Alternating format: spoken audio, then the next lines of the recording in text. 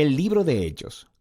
En el primer video vimos que Lucas empieza el libro mostrándonos cómo el Jesús resucitado fue exaltado como el Rey del mundo. Él prometió enviar el Espíritu Santo como su presencia personal para empoderar a sus seguidores en su tarea de ir al mundo y ser testigos de las buenas nuevas de su reino, hasta que un día Él regrese. Y así empezó el movimiento en Jerusalén, cuando el Espíritu vino y transformó a los seguidores de Jesús en el nuevo templo prometido por los profetas de la Escritura. Pero esto generó conflicto con los líderes de Jerusalén y produjo la persecución de los cristianos. El Espíritu transformó esto en algo bueno. De hecho, se convirtió en el medio a través del cual las comunidades de Jesús, originalmente judías, fueron esparcidas fuera de Jerusalén para convertirse en un movimiento internacional multiétnico. Y la iglesia emblema de este diverso movimiento de Jesús estaba en Antioquía, la ciudad más grande del Imperio Romano en esa área. Nos quedamos con Bernabé y Pablo sirviendo en la iglesia de Antioquía, y el Espíritu mueve a la iglesia a enviarles en un viaje misionero,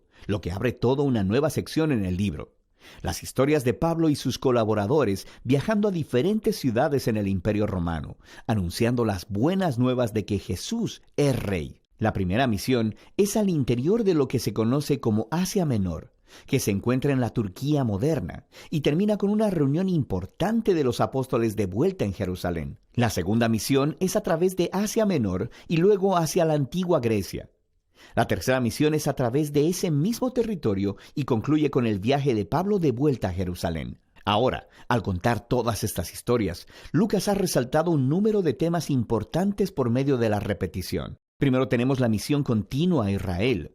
Cuando Pablo entra a una nueva ciudad, él siempre va primero a la sinagoga judía para compartir acerca del Rey Jesús resucitado y de cómo Él está formando una nueva y multiétnica familia de Dios. La mayoría de las veces, muchas personas reconocen a Jesús como el Mesías, pero algunos se oponen a Pablo. A veces hasta lo expulsan de la ciudad como a un peligroso rebelde que se opone a la Torá y a la tradición judía. Y esta tensión culmina después del primer viaje, llevando a un concilio en Jerusalén. Pablo descubre que hay algunos cristianos judíos en Antioquía que están diciendo que a menos que las personas no judías se hagan judías, practicando la circuncisión, el día de reposo y obedeciendo las leyes de comida kosher, no pueden ser parte de la familia de Jesús. Pero Pablo y Bernabé están en profundo desacuerdo y llevan el debate al concilio de líderes en Jerusalén. Entonces ahí, Pedro, Pablo y Santiago, el hermano de Jesús, mostraron a partir de las Escrituras y de su experiencia que el plan de Dios siempre fue incluir a las naciones gentiles en su pueblo del pacto.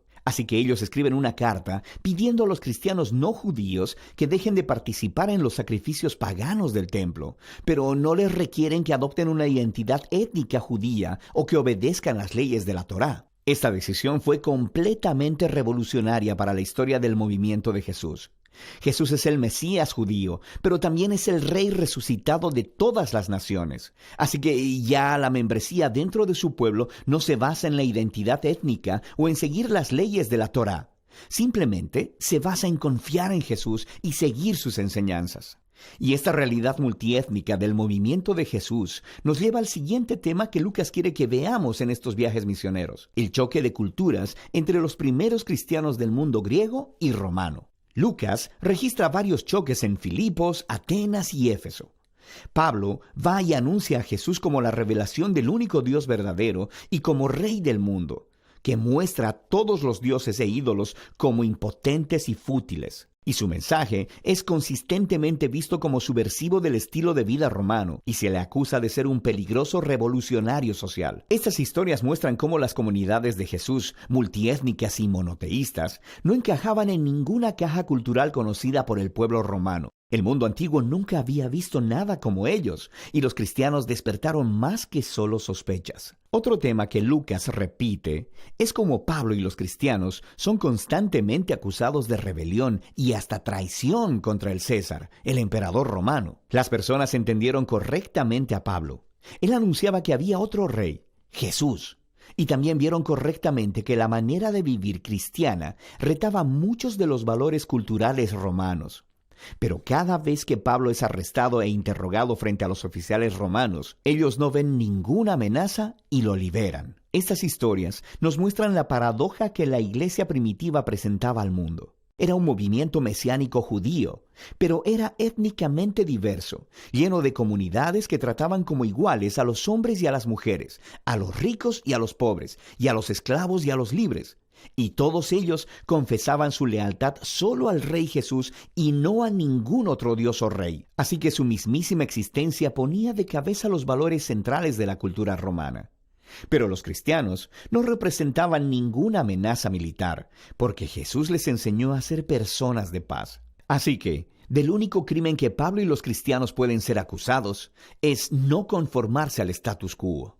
La última sección del libro retorna su enfoque al testimonio de Pablo esparciéndose desde Jerusalén hasta Roma. Su último viaje misionero termina en Jerusalén, donde su controversial reputación le precede. Es atacado por los judíos, quienes piensan él ha traicionado a Israel, lo que atrae la atención de los soldados romanos, quienes piensan que Pablo es un terrorista de Egipto, empezando una rebelión.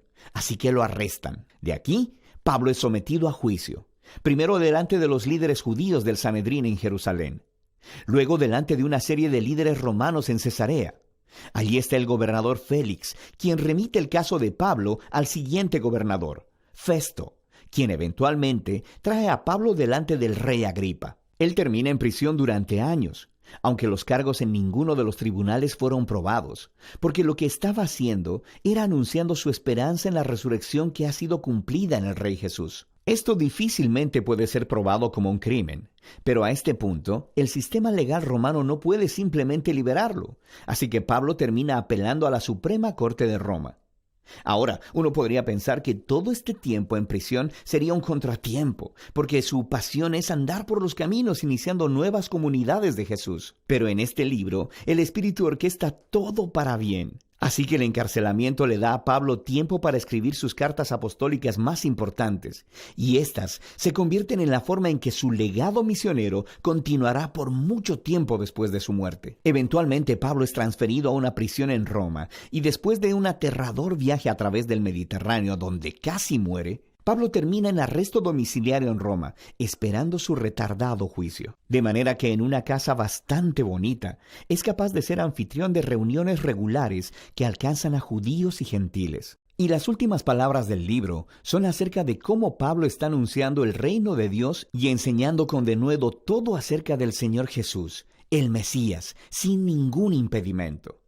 Todo esto sucediendo bajo las narices del César en Roma. La obra unificada de Lucas Hechos hace mucho más que darnos la historia de Jesús y la iglesia primitiva. Nos muestra cómo el reino de Dios vino a la tierra, como existe en el cielo, a través de la vida, muerte y resurrección de Jesús y de la venida de su Espíritu, empoderando a la iglesia para ser testigos desde Jerusalén hasta los confines de la tierra. Y mientras Lucas cuenta la historia, nos ha dado muchos ejemplos de cómo luce la fidelidad al Rey Jesús, compartiendo las buenas nuevas del resucitado Rey Jesús por medio de palabras y acciones. Significa formar comunidades de Jesús muy diversas, donde personas de todas las clases se reúnan, sean tratadas con igualdad, comprometan su lealtad al Rey Jesús y vivan obedeciendo sus enseñanzas. Todo esto se hace confiando en el poder y la guía del Espíritu Santo para liderar el camino hacia adelante.